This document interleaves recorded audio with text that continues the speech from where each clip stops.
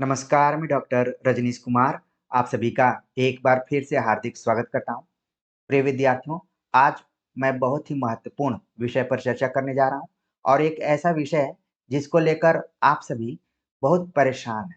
वो विषय ये है कि आगामी केबीएस वैकेंसी के दृष्टिकोण से हमने आप सभी के लिए टीजीटी और पीजीटी सामग्री, पाठ्यक्रम और किताबों को लेकर चर्चा की थी कि ताकि समय रहते हुए आप अपनी तैयारी करना शुरू कर दें। लेकिन जैसे ही मैंने ये सारी चीज़ें अपने चैनल पर आप सभी को दी हैं, तब से बहुत सारे कमेंट आ रहे हैं कि इस बार एनसीईआरटी की किताब में बहुत बदलाव हो रहा है और बहुत ही आमूल-चूल बदलाव होगा, जो कि हमने जो कुछ दिया है उसका आप लाभ नहीं उठा पाएँगे, आपकी मेहनत बर्बाद जाएगी। तो मुझे लगा कि अपने उन विद्यार्थियों को जो भीड़ के पीछे चल रहे हैं, उनको बताना ज़रूरी है कि कोई भी बदलाव बहुत घातक बदलाव नहीं होता है।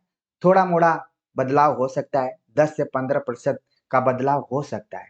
लेकिन आप सभी के कमेंट आने लगे कि सर आपके ऊपर बहुत भरोसा है, आप तैयारी ठीक से कराइए। आपने जो कुछ बतलाया है, वो हमारे काम का नहीं है। इस तरीके से कमेंट आने लगे, तो मुझे लगा कि अपने विद्यार्थियों को बताना बहुत ज़रूरी है कि एक जो शिक्षक होता है, ठीक वैसे ही कबीर के उस दोहे की तरह कि पाछे लागे जाय था लोग वेद के साथ, आगे ते सतगिर मिलिया दीपक दिया हाथ। तो प्रिय विद्यार्थियों, हमने आप सभी के हाथ में दीपक दिया था और आपने दीपक को लेकर बुझा दिया है या फिर उसमें निरंतर तेल डालते हुए उसको जला रहे हैं, अब आप सभी के ऊपर निर्भर है। चूँकि आप सभी हमारे ऊपर भरोसा करते हैं, तो हम भी बहुत बारीकी से चीज़ों को पुष्ट करते हुए देखकर आप सभी के सामने प्रस्तुत करते हैं। चूँकि अभी वैकेंसी आने की उम्मीद है 2025 में और इसके पहले हमने केबीएस 2023 की तैयारी कराई थी, बड़ी मेहनत से तैयारी कराई थी। बहुत सारे विद्यार्थी सेलेक्ट भी हुए, अलग-अलग जगह पर काम कर रहे हैं। तो मुझे लगा कि वो सभी सामग्री समय रहते आप सभी को दे दी जाए। जो विद्यार्थी किसी भी परीक्षा की तैयारी नहीं कर रहे हैं, वो आराम से मैटर को देखते हुए अपनी तैयारी करें और सफल हों। तो हमारा तो प्रयास ये है, लेकिन आप सभी उन भीड़ की तरफ बढ़ जाते हैं, अफ़वाहों पर ध्यान देते हैं, मन को भटकाते हैं और कोई न कोई बहाना खोजना शुरू कर देते हैं। अगर मान लीजिए आप जो कुछ हमने बतलाया है, सामग्रियाँ दी हैं, उनको पढ़ भी लेंगे, तो क्या अनपच हो जाएगा आपको? क्या ये वो खाद्य पदार्थ है कि जिसको खाने से आपका डाइजेशन खराब हो जाएगा? पढ़ाई खाद्य पदार्थ नहीं होती है। उसको जितना आप उसका उपयोग करेंगे, उपभोग करेंगे, उतना ही आप मजबूत होंगे, आपका आत्मविश्वास मजबूत होगा। ऐसा नहीं है कि बदलाव होगा तो प्रेमचंद का जन्म काशी लमही से हटाकर गाजीपुर कर दिया जाएगा या फिर कबीरदास को आदिकाल में पैदा कर दिया जाएगा, तुलसीदास को सूरसागर का रचनाकार बतलाया जाएगा। ये सब तो नहीं होने वाला और हिंदी व्याकरण तो बिल्कुल ही नहीं बदलेगा।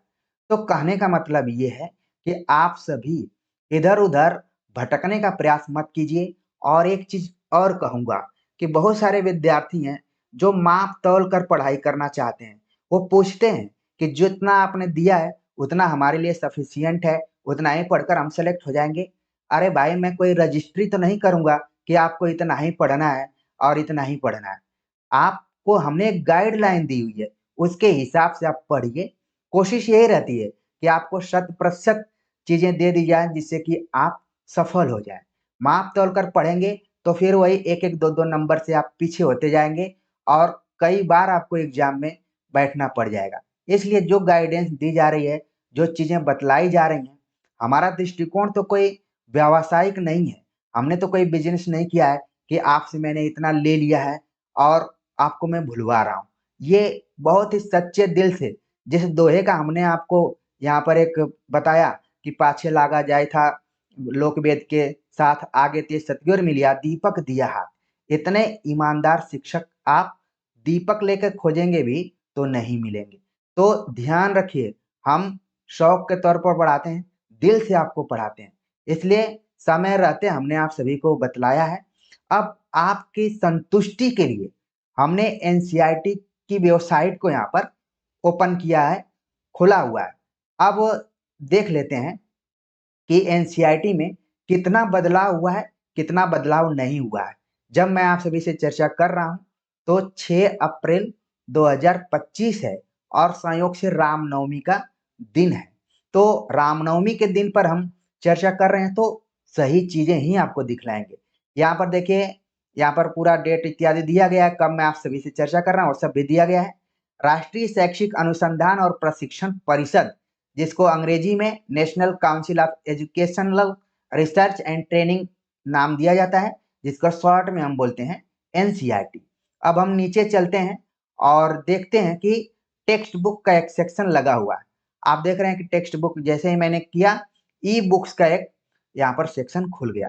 ठीक है, लिखा है कि new text book are available in NCERT website, e Pathshala and Amazon store. ठीक है, तो ये एनसीईआरटी की वेबसाइट है और नई किताबें कौन कौन सी अवेलेबल हैं उसको हम देख लेते हैं। यहाँ पर आप देख रहे हैं कि पीडीएफ लगा हुआ है कक्षा 1 से 12वीं तक।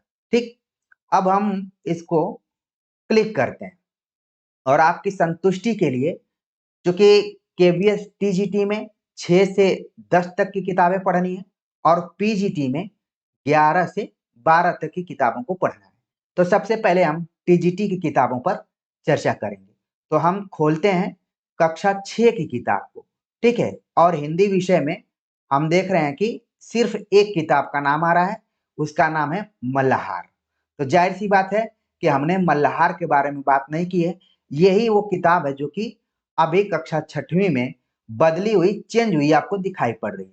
अब इसके फ्रंट पेज को भी हम देख लेते हैं। जब भी आप किताब को खरीदने जाएंगे तो मल्लाहार किताब इसी कलर की आपको दिखाई पड़ेगी। इसमें कुल 13 चैप्टर दिए गए हैं। अब इसी में और हम किताबों को देखते हैं, कक्षा 7वीं की किताब को। ठीक है, 7वीं किताब को हम देखते हैं और हिंदी यहाँ पर क्लिक करते हैं। तो यहाँ पर आप देख रहे हैं कि वसंत और महाभारत 2 नाम की किताबें दी गई हैं और हमने भी जो भी किताबें बतलाई थी तैयारी करने के दौरान, वो किताबें यहाँ पर वसंत और महाभारत नाम से आप देख पा रहे होंगे। अब वसंत को हम क्लिक करते हैं। वसंत को हमने क्लिक किया और आप देख रहे हैं कि वसंत भाग 2 कक्षा 7 के लिए हिंदी की पाठ्य पुस्तक। ठीक, इस किताब के बारे में हमने बतलाया था।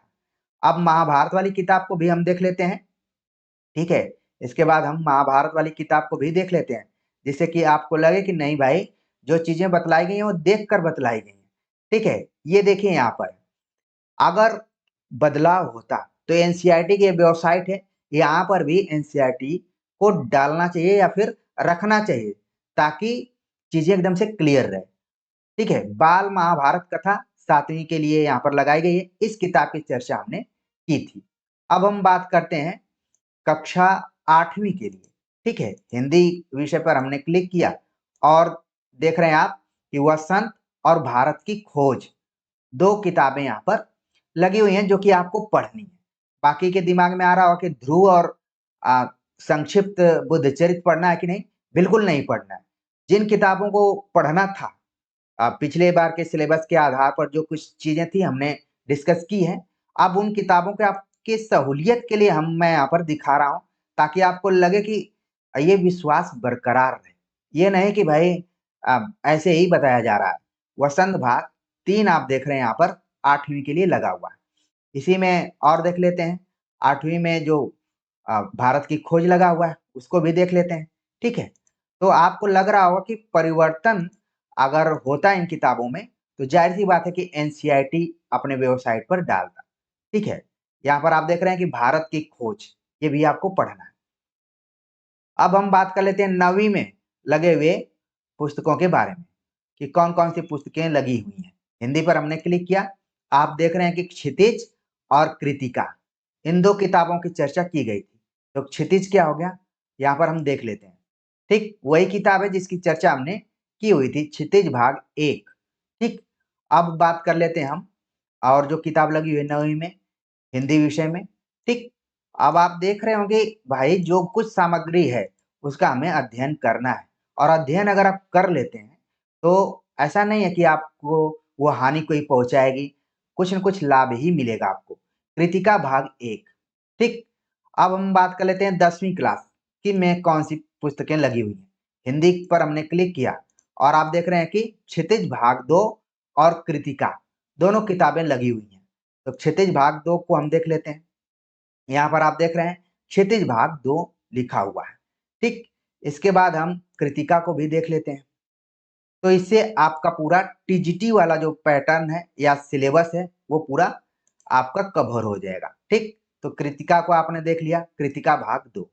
तो जो भी विद्यार्थी केबीएस टीजीटी की तैयारी कर रहे होंगे वो आप देख रहे हैं कि अभी तक जब मैं आप सभी से चर्चा कर रहा हूँ एनसीईआरटी की वेबसाइट पर वही सारी किताबें लगी हुई हैं। बस एक किताब है जो मल्हार करके वो बदली हुई है। तो इस पर हम समय रहते हुए आप सभी से चर्चा करेंगे, बतलाएंगे उसके बारे में। और यही नहीं, इन किताबों पर भी हम नए तरीके से आपसे बातचीत करेंगे। आपको घबराने की जरूरत ही नहीं है। बस क्या करना है, विश्वास बना के रखना है। आप लोगों को जो कुछ बतलाया गया उसको आप देखिए, समय निकाल कर आप पढ़ते रहिए। नहीं तो बहाना बनाएंगे या फिर इधर उधर मन को भटकाएंगे तो समझ जाए कि आप भीड़ से बाहर हो रहे हैं। अब हम बात करेंगे केबीएस पीजीटी की किताबों के बारे में। तो 11वीं के लिए हम यहाँ पर आपको दिखा रहे हैं हिंदी विषय को लेकर कि कौन कौन सी किताबें लगी हुई हैं। आप देख रहे हैं वही आरोह और वितान 2 किताबें लगी हुई थी। तो आरोह को हम देख लेते हैं कि वही किताब है या फिर कोई दूसरी है। आरोह आप देख रहे हैं कक्षा 11वीं के लिए यहाँ पर पढ़ना है आपको। इसके बाद हम वितान को भी देख लेते हैं। ठीक है, चीजों को आप देखिए, क्लियर करके रहिए। ऐसा इधर उधर मन भटकाने से दिक्कत होगी, आपका कंसंट्रेशन नहीं बनेगा। वितान भाग 1 आप देख लिए कि 11वीं में आपको पढ़ना है। अब हम बात कर लेते हैं 12वीं की किताब को लेकर।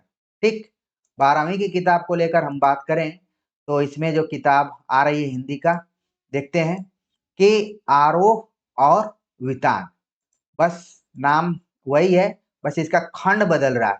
आरोह भाग 2 आ गए यहाँ पर। ठीक, इसके बाद हम वितान को भी देख लेते हैं।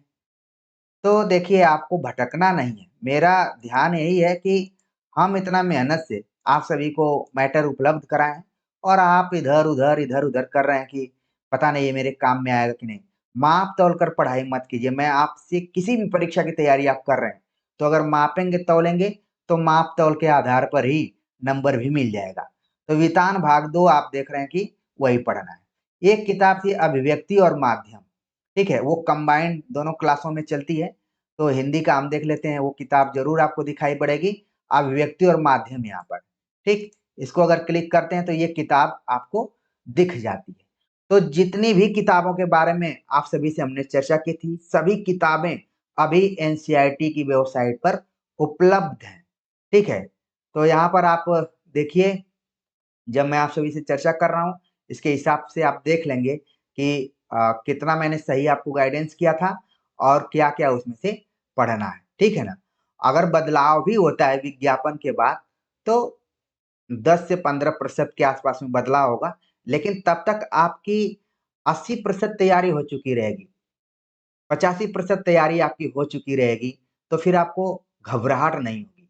क्योंकि आप सामान्य रूप से नहीं जा रहे हैं, आप एक भीड़ में जा रहे हैं और उस भीड़ में से आपको एक जगह पर अपना पक्का स्थान बनाना है, तब आपको कुछ न कुछ हट कर करना पड़ेगा।